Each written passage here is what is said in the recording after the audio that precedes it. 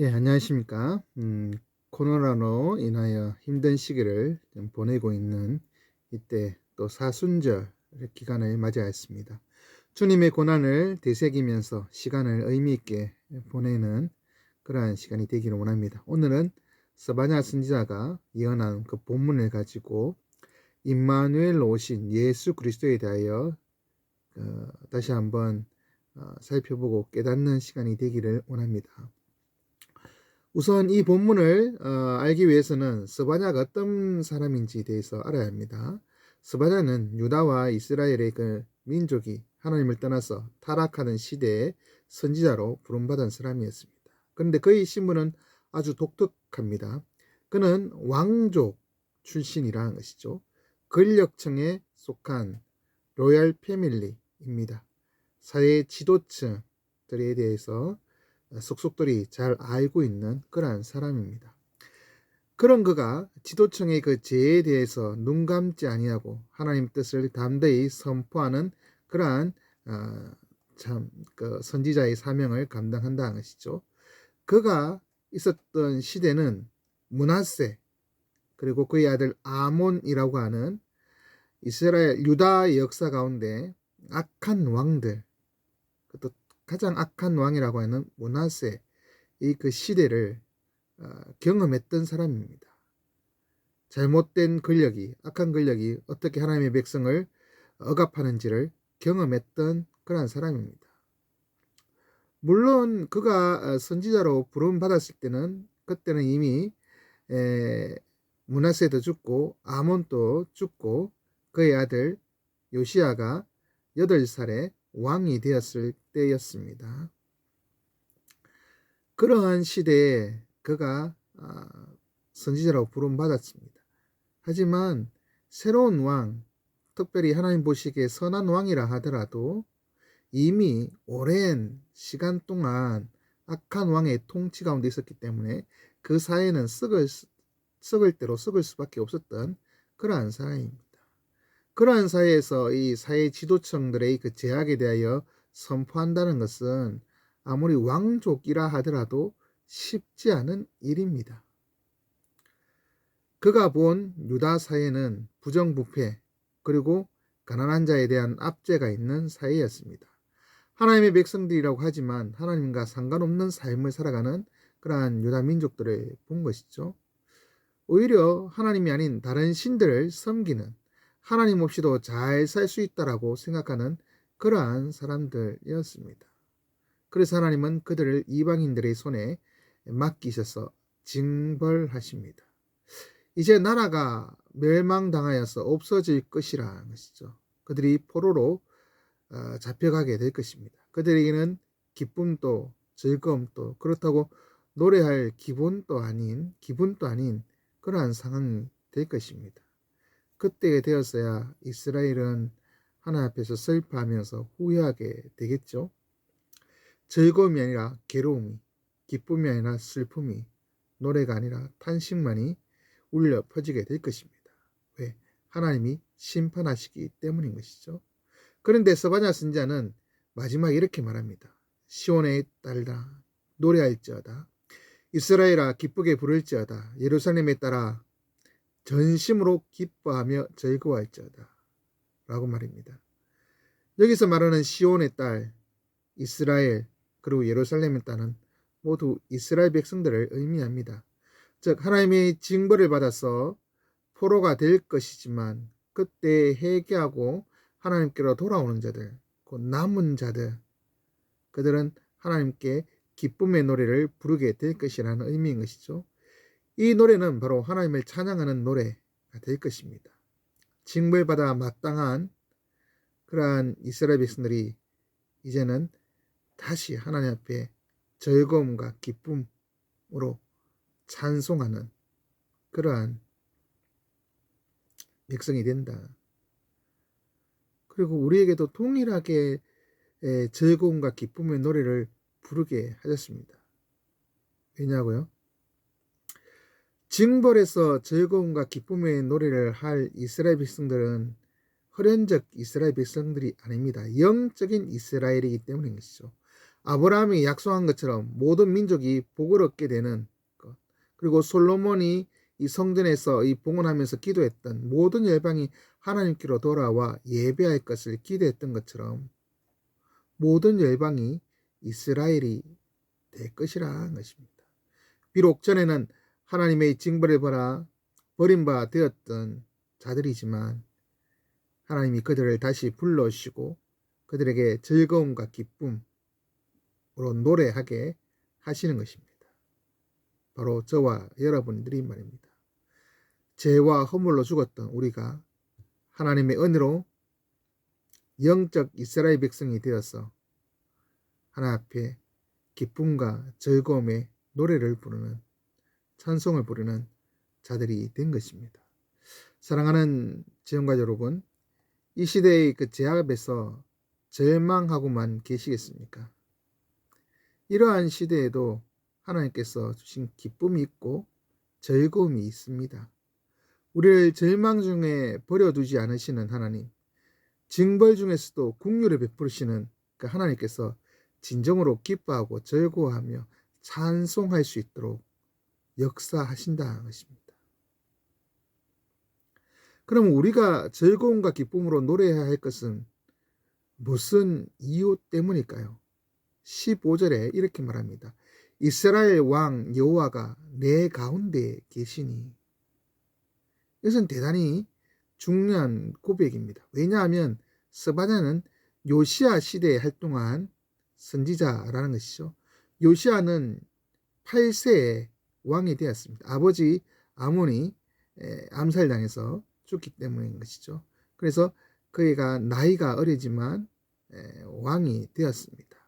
그런데 그가 왕이 되었을 때 할아버지, 아버지 이 므낫세와 이 아몬은 악한 왕이었습니다. 성전에 온갖 우상들을 세우고 사람을 불태워 죽이는, 특별히 자식을 불태워 죽이는 인신제사를 지지는 그러한 일들을 했다는 것이죠. 그런데 이 요시아가 왕이 되어서 즉위 18년 만에 지적 통치하게 되는데요.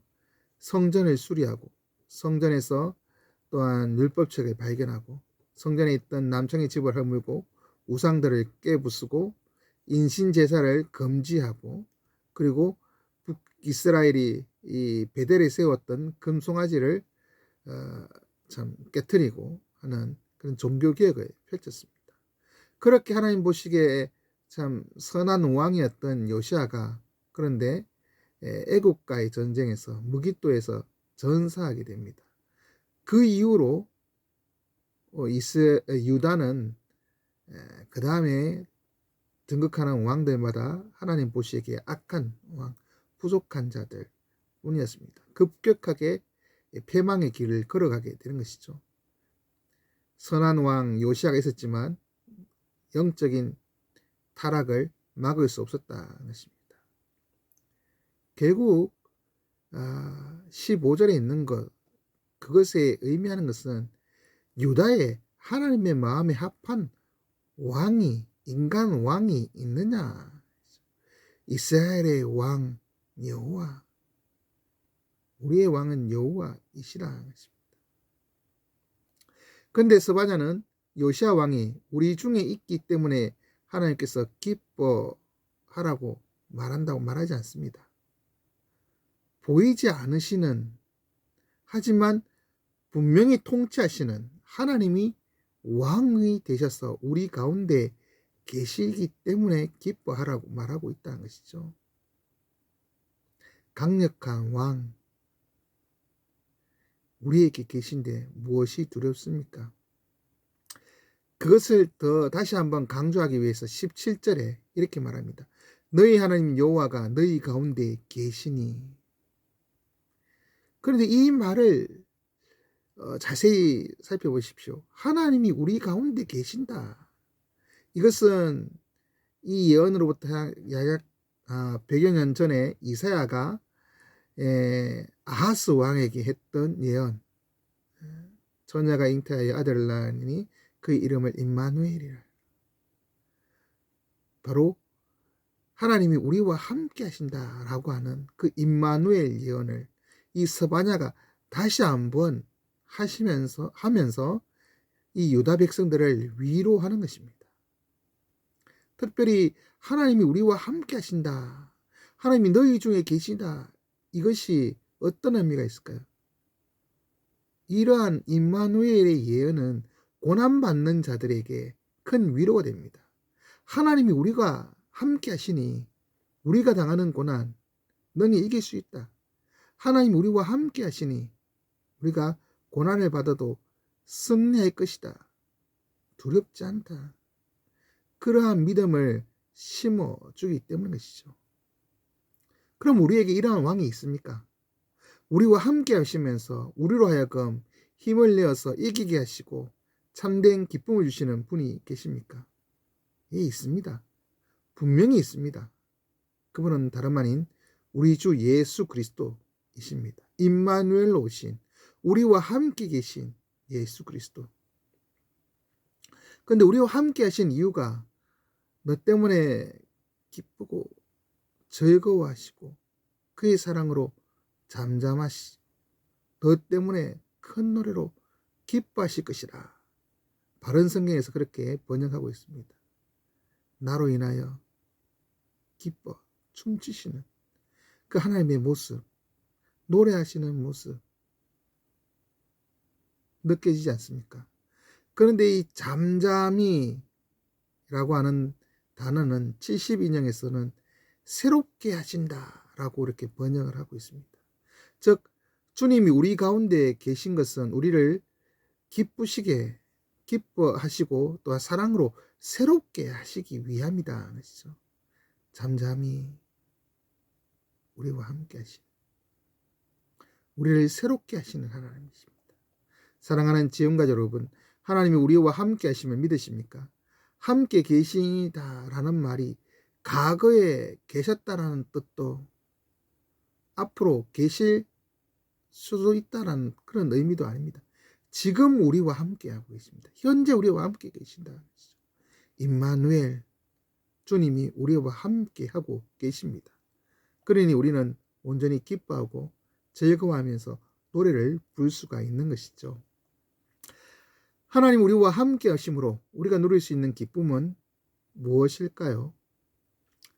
왕이 우리와 함께 하신다고 했지 않습니까? 그 왕이 하는 일에 대하여 살펴봐야 합니다. 왕은 법을 만들고 집행합니다. 그리고 법에 따라 심판하십니다. 재판하는 분이라는 것이죠. 하나님이 스바냐 시대의 이 모습을 봤다면 분명히 심판하실 것이 분명합니다. 8절에서 말하듯이 여호와께서 일어나 벌할 날이 분명히 일어날 것입니다. 그런데 분위기가 확 바뀌어진 것을 이 본문에서 읽을 수 있지 않습니까? 15절에서 우리 가운데 계신 왕은 우리의 형벌을 제거해 주신다라고 말씀하고 있습니다. 형벌받아 마땅한 백성에게 사명권을 베풀어 주시는 것이죠. 그렇게 하기 위하여 그분이 대신 형벌을 받아 죽으시는 그 방법을 택하셨습니다. 그리고 11절에 다시는 범죄한 모든 행위로 말미암아 수치를 당하지 아니할 것이라고 말씀하십니다. 얼마나 감사한 일입니까? 징벌받아 마땅한 죄인들이 재용서함을 받으리 말입니다. 그런데 그것뿐만 아닙니다. 왕은 재판하는 그러한 직업뿐만 아니라 통치자로서 백성을 보호하는 임무를 가진 자들입니다. 스바냐는 17절에 그는 구원을 베푸실 전능자시라 라고 고백합니다. 전능자라고 하는 단어는 용사라는 의미입니다. 즉 우리 가운데 계신 왕은 원수를 쫓아내시고 우리가 다시는 그 원수에게 할을 당하지 않도록 지켜주시고 보호하시는 용사가 되신다는 것이죠. 하나님의 백성들을 넘어뜨리려는 그 원수들이 있습니다. 그 원수에게서 우리를 보호하신다는 것이죠. 그래서 19절에서는 너를 괴롭게 하는 자에게 칭찬과 명성을 얻게 하리라. 우리 대적이 우리를 괴롭히지 못하도록 보호하실 뿐만 아니라 이미 대적 사탄에게 빼앗겼던 우리를 다시 찾아서 마치 폐전병같이 쫓겨났던 그러한 사람들을 다시 모으고 부상병같이 쩔뚝거리듯 힘들어하는 자들을 다시 일으켜 세워서 셈을 주시는 분이 바로 하나님이십니다. 예전에는 수욕을 받았지만 이제는 하나님으로 말미암아 칭찬과 명성을 얻게 하신다. 칭찬과 명성이 그냥 얻는 거 아니지 않습니까? 불가능한 것을 가능할 때, 불가능한 것을 성취할 때 칭찬받고 명성을 누리는 것 아니겠습니까? 우리를 넘어뜨리는 그 사탄을 이기게 하신 하나님, 그것을 통하여 칭찬과 명성을 얻게 하신 것입니다. 이것은 우리에게 있어서 예수 그리스도의 사역을 의미합니다. 그는 공의로 오셔서 의의 재판을 하십니다. 죄를 지은 자에게 죄의 값으로 사망을 선포하십니다. 하지만 또한 공렬히 풍성하신 하나님이십니다. 그래서 죄 가운데 있는 자라도 예수 그리스도를 믿는 자에게는 죄 용서함을 허락하십니다. 또한 사망이 아니라 영원한 생명을 주십니다. 영적 절름발이와 같은 우리들, 하나님 나라에서 쫓겨났던 이방인이었던 우리들을 사랑하셔서 이 땅에 오셔서 우리와 함께 하시고 우리를 구원해 주신 것입니다. 그것이 바로 예수라고 하는 이름, 자기 백성을 저희 죄에서 구원할 자라고 하는 그 이름에서 잘 드러나고 있지 않습니까? 우리를 구원하시고 원수에게서 우리를 보호하시는 그러한 분이십니다. 그러니 우리가 주 안에서 진정으로 기뻐하고 즐거워할 수 있는 것입니다. 사랑하는 지형가 여러분, 여러분은 예수 그리스도로 말미암아 제사함을 받아 형벌이 제거된 줄로 믿으십니까? 이 험악한 세상 가운데 하나님 우리를 버려두지 않으시고 지켜주시는 줄 믿으십니까? 우리와 함께 계셔서 원수들로부터 보호하시는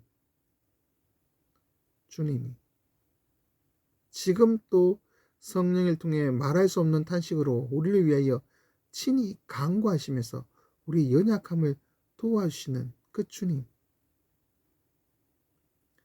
바로 우리의 주님이십니다. 주님으로 말미암아 우리는 진정으로 기뻐할 수가 있는 것입니다. 이제 말씀 읽겠습니다. 우리는 이 세상에 혼자 내버려진 존재가 아닙니다.